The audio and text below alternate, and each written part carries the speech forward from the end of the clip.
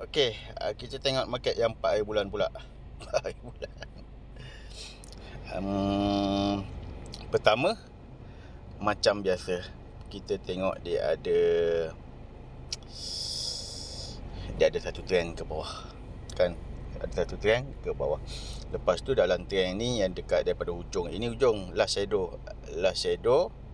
Okey, last shadow ni sebab biasa kalau kita tanda high dan low, kan high dan low kita tanda zone B. Zone B sell kita akan ambil pada low shadow paling rendah untuk low. Okey. Jadi kita tengok dekat sini. Daripada sini kita ke belakangkan sikit. Okey, kat sini yang ada pertama yang ada TK. So apa TK kat sini? Kadang-kadang mungkin kita tengok ini TKU dominant kan, mungkin kita kata oh TKU dominant. Tak apalah, tak salah pun kan. Jangan kita bergaduh pasal TK apa tu semua, okey Ataupun mungkin ada yang tengok 3CB, sell, buy, sell. Okey. Kita tengok daripada dua-dua sudut sebab kita nak belajar kan. Ini TK apa? Ini DS apa? Okey. Katakan kita ambil TKU 1 jam kan? 1 jam. Katakan kita ambil 3CB sell, buy, sell. Ini adalah 3CB dan kebetulan dia memang dah ada arah kat sini sebab dia besar ni kan. Dia dah lepas 2 candle yang sebelum dia. So pun 1 jam. Jadi bila kita kata TKU tu gagal kan, TKU gagal, maksudnya DSS 2 lah kan. Dan kalau katakan kita ambil 3CB pun gagal sebab 1 jam juga kan. Jadi kita boleh sebut dia sebagai DSS 3. So dekat sini kalau ada orang cakap DSS 2 ataupun DSS 3, jangan kita bergaduh pasal benda tu. Asalkan jangan korang cakap ini DSB dah. Itu jangan. Itu dah terbalik dah. Kita kata kita dapat arah yang terbalik. Okey. So yang itu yang dulu kita ada DSS.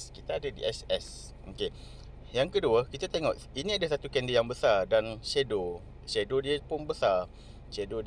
So kita ukur dulu volume dia berapa.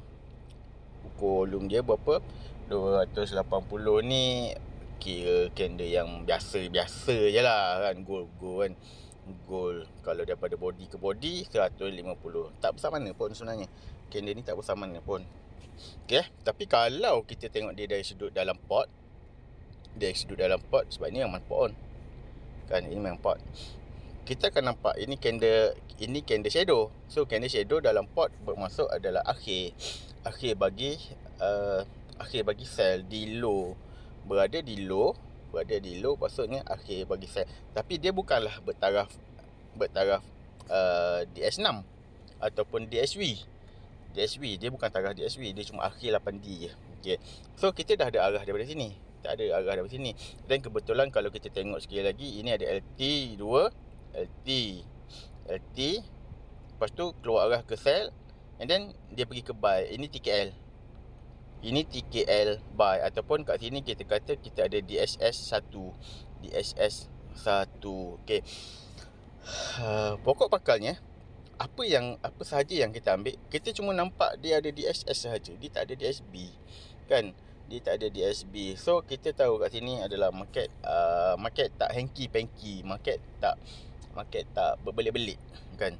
Dia cuma ada satu sahaja yang mengatakan sell gagal. So jelas dekat sini yang menyatakan esok market nak pergi ke buy. Itu je lah petanda kita. And then bila kita selusuri ke zone A dan market naik ke atas dulu, buat 3CB, and then dekat sini ada LT kan. Lepas tu dia buat arah ke buy, lepas tu dia buat TKL. Kena ingat, kita tak nak tengok yang hari ni punya, untuk kita nak trade. Kita tengok yang semalam punya. So dekat sini bila dia buat TKL, kita faham yang market ni sebenarnya dia nak reverse dulu kan. Kalau kita dah buy LT, keluar arah, kita dah buy kat sini, tiba-tiba dia buat TKL, cut loss lah dulu sebab dia nak buat reverse dulu kan. Lepas tu dia buat sell lagi. Kita biar je. kita biar sahaja sehinggalah kita jumpa ETB ataupun sehinggalah kita jumpa TK buy untuk kita masuk buy, dan kita tengok balik, oh dah ada LT. Dah ada LT dekat sini. Kalau rasa kalau rasa nak ambil risiko ni maksudnya kita nak entry awal. Risiko ni bukan kita kata gamble, sebab arah kita dah jelas ke buy. Cuma kita ambil risiko untuk entry, sama ada entry itu betul menjadi entry yang tepat ataupun dia mungkin boleh turun lagi sebelum dia naik. Okey, itu je. Itu sahaja. Bezakan dia antara kita ambil risiko buy lah kot. Rupa-rupanya market pergi ke sell. Tak, kita bukan benda yang macam tu. Kita cuma ambil risiko. Kau nak masuk awal ke ataupun kau rasa betul dah ni masa dia, kita perlu ambil. Okey, tapi kalau kita nak kira waktu yang betul, maknanya bila keluar LT kita kena tunggu arah lah, kan?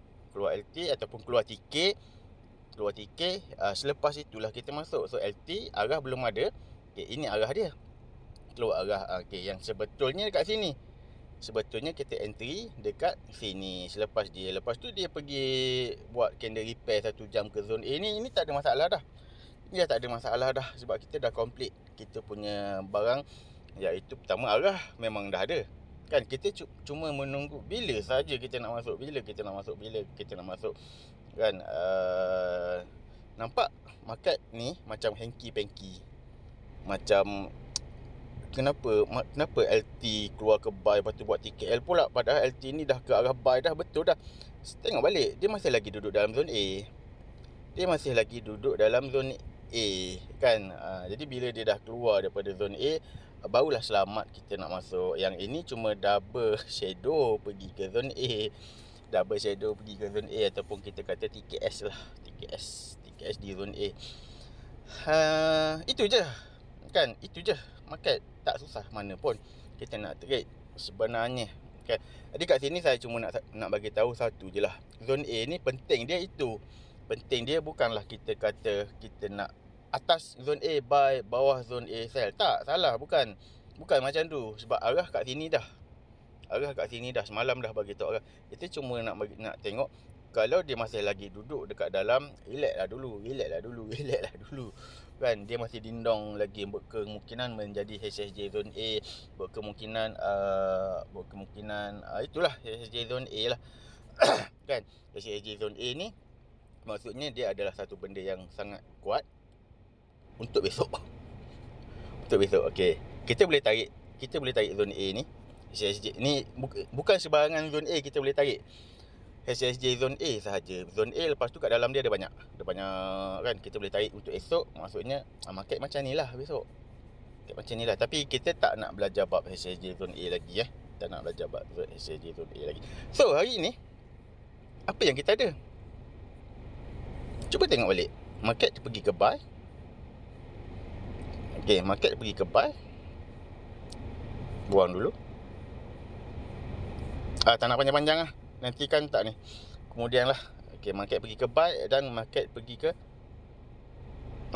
ke sell. Dan tengok apa TK yang daripada atas, apa TK yang ada kat sini untuk ke buy, dan dekat sini yang pergi ke bawah ni ada 1, 2, 3 candle ni, apa TK yang pergi ke sell. Kan, dan kita tengoklah mana yang gagal. Dua-dua ni gagal. Sell gagal dan buy gagal. Tapi waktu inilah barulah kita nak kena pastikan betul-betul DS1, DS2, DS3, DS4. Sebab apa? Sebab kita nak tengok kalau DSB melawan DSS, yang mana yang akan menang. Kat sini dah jelas dah. Dia bila keluar dia je kan, bila keluar LT je, kita akan abaikan yang lain-lain lah. Sebab apa? Sebab dia yang akan menang. Walaupun dekat sini ada DSB. Itu je lah cerita dia. Kan? So ringkas je market pergi ke hari ni. Nak mandai korang lah, kan? Sekian, terima kasih.